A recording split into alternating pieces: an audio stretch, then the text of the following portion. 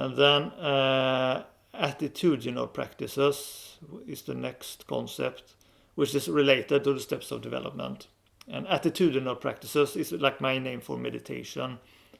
I find that meditation is another word that means a lot of things. So attitudinal practices more specifically points toward how I view it. Like it's a practice of your attitude. That's what I see as the essentials of meditation, and also of improvement. Improvement is, for the most part, improvement in your attitude. And so, basically I tend to summarize the various ways as you can either try to control yourself and try to follow a model, or you can try to follow your own desires and try to discover yourself and what you want, and a sense of substance by fully living out certain things. That can also be a way to overcome certain addictions.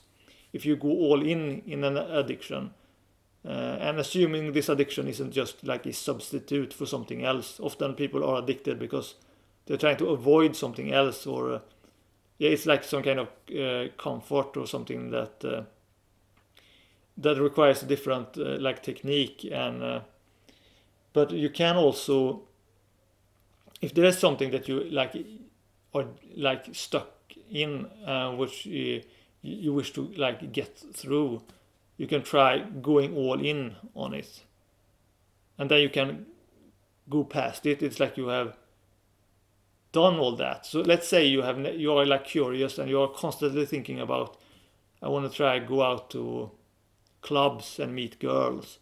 Well, then you just go all in for that, and eventually you will probably discover that all this adventure or whatever you wanted, you feel that, well, now I've done all that. Now I'm kind of tired of that, and now I can grow and focus on something more, something that is more meaningful. So it is good to like try certain things, even if it may seem like foolish or irresponsible. It can mature you, so to speak. So there is another technique that you can use. It's like the trying to control yourself or trying to completely give in to yourself, so to speak. And between that, there is detachment. It's like just observe and either observe your mind or your feelings or your desires, and then just do things without really, while still detaching yourself from what you're doing, so that you can like become more aware of what you're doing and not like get too lost in it.